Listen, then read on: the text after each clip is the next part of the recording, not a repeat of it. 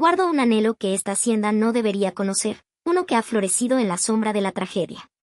Nació de la comprensión de un último deseo ajeno, el de un hombre que se fue creyendo que así nos liberaba. Esta es la historia de cómo una despedida inesperada desveló una verdad que cambiaría mi destino para siempre.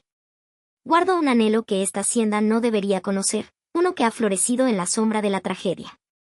Nació de la comprensión de un último deseo ajeno, el de un hombre que se fue creyendo que así nos liberaba. Esta es la historia de cómo una despedida inesperada desveló una verdad que cambiaría mi destino para siempre. La hacienda, tras la partida de don Fernando, adoptó un nuevo pulso. Los días se deslizaron con una lentitud que antes habría sentido asfixiante, pero que ahora, extrañamente, me ofrecía un respiro. Doña Carmen, poco a poco, emergió de su dolor. Su voz se había dulcificado, sus gestos eran más suaves, como si el arrepentimiento y la tardía expresión de su amor hubieran pulido las aristas de su alma. Ricardo, mi esposo, regresó de su viaje y su presencia, que antes me resultaba tranquilizadora, ahora se sentía como una nota disonante en la sinfonía de mis pensamientos. Lo veía con otros ojos, los ojos de una mujer que había presenciado la profundidad de un amor silenciado y la devastación de su inexpresión. Ya no era solo mi marido, era un hombre que, como yo, habitaba la misma jaula dorada, pero que ignoraba las cadenas invisibles que nos ataban. Y en ese nuevo ritmo, en la quietud de las tardes andaluzas, un anhelo, apenas un susurro al principio, comenzó a tomar forma en mi interior. Una necesidad de lo que don Fernando había buscado para Carmen, libertad.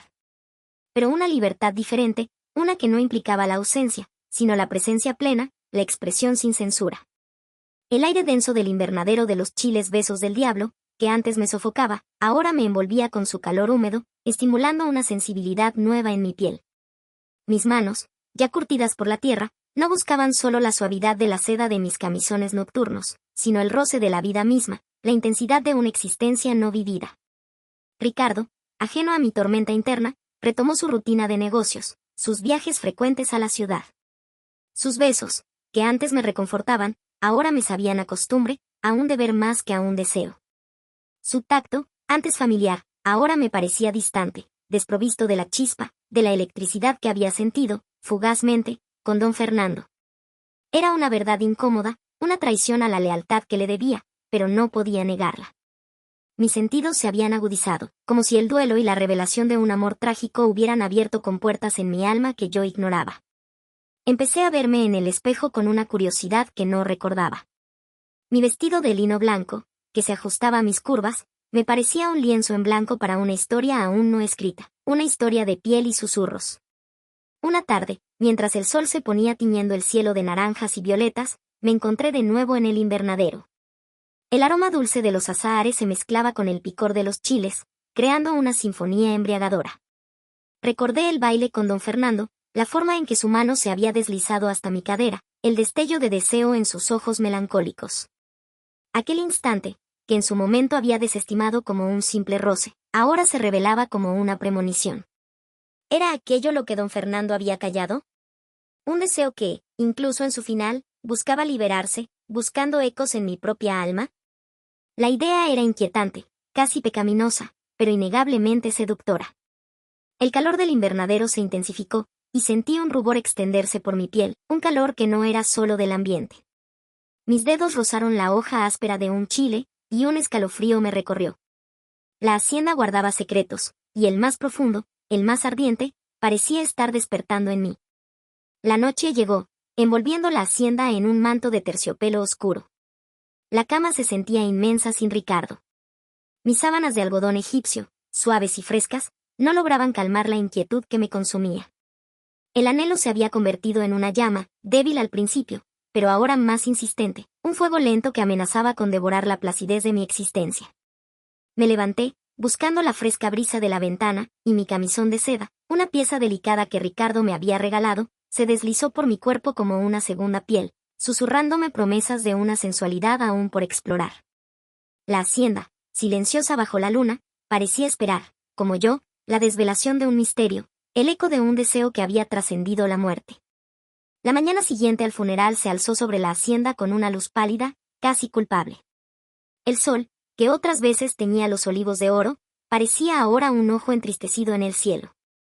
Yo me levanté con la sensación de plomo en el pecho, el cuerpo aún arrastrando el cansancio de la noche de luto. El camisón de seda que había usado al despertar, con su tacto frío y resbaladizo, ahora me parecía un sudario, envolviéndome en la pesadumbre. Me acerqué a la ventana, abriendo los postigos de madera para dejar que el aire fresco, perfumado con el dulzor de los naranjos, llenara la habitación. Aspiré profundamente, intentando despejar la niebla de mi mente. Don Fernando, su carta, sus últimas palabras, la idea de una libertad anhelada, de una felicidad que quizá él mismo impedía. ¿Y si esa libertad no era solo para doña Carmen? ¿Y si, en su melancolía, había visto una verdad que nosotros, cegados por la costumbre, éramos incapaces de percibir? La pregunta martilleaba en mi cabeza, un eco constante en el silencio de la casa. Me vestí con un sencillo conjunto de lino color marfil, la tela fresca y rugosa contra mi piel, un contraste con la seda que había marcado mis noches. Las sandalias de esparto, ya familiares, me anclaban a la tierra, a la realidad de la hacienda. Ricardo, mi esposo, aún dormía. Su presencia en la cama, pesada y ajena, acentuaba la soledad que me había acompañado incluso antes de la tragedia. La noche anterior, sus brazos me habían rodeado con una familiaridad que ya no sentía, un consuelo que no lograba penetrar la coraza de mis pensamientos. Sus besos, que antes me adormecían, ahora me dejaban un regusto a vacío. Bajé a la cocina. Doña Carmen ya estaba allí, preparando el café, su moño impecable como siempre, pero sus ojos hinchados y su mirada perdida en algún punto del horizonte del pasado. A pesar de su dolor visible, había algo en ella, una determinación silenciosa, un resurgir que me conmovía. «Buenos días, mamá Carmen», le dije, mi voz suave para no romper la frágil paz de la mañana. Ella se giró, una sonrisa tenue asomando en sus labios. «Buenos días, mi niña. ¿Dormiste bien?» «Lo mejor que pude», respondí, sirviéndome una taza de café humeante. El aroma amargo llenó mis fosas nasales, un ancla en la realidad. «Mamá Carmen, sobre la carta de don Fernando, ¿cree que se refería a algo más?» Ella suspiró, la mirada de nuevo perdida en la distancia. Fernando era un hombre complejo, alma Lucía. Siempre guardaba sus pensamientos. A veces, sentía que había más en él de lo que dejaba ver. Como si el silencio fuera un velo, una protección. Quiso que yo fuera feliz, libre. Y lo seré. A mi manera. Hubo una pausa, densa y cargada de significados no dichos. Doña Carmen me miró a los ojos, una intensidad que nunca antes le había visto. «Tú eres un ángel, alma Lucía. Has traído luz a esta casa. Fernando te apreciaba mucho. Mucho».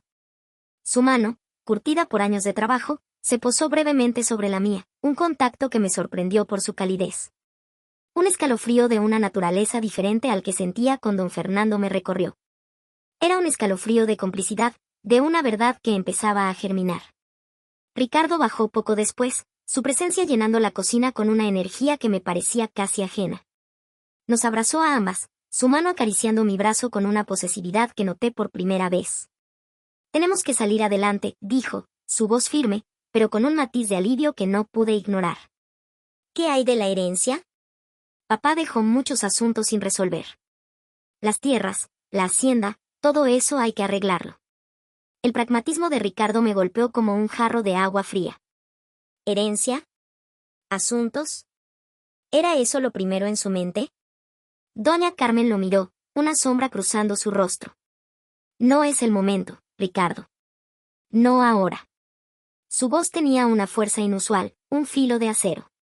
Ricardo se encogió de hombros, su camisa de algodón, impecablemente planchada, ni una arruga, se estiraba sobre sus hombros anchos. «Mamá, la vida sigue. Papá querría que nos ocupáramos de esto». La conversación se desvió hacia los detalles mundanos de la administración de la hacienda. Yo me sentí cada vez más apartada, una espectadora en mi propia vida. Mis pensamientos regresaron a don Fernando, a la pregunta de su último secreto. ¿Qué era lo que Ricardo y yo no habíamos visto? Esa tarde, mientras Ricardo se ocupaba de llamadas y papeles en el estudio de don Fernando, y doña Carmen se retiraba a su costurero, me sentí impulsada a buscar. Algo me decía que la respuesta no estaba en las palabras obvias, sino en los rincones ocultos, en los objetos olvidados. Fui al estudio de don Fernando, la estancia aún impregnada de su aroma a tabaco y tierra.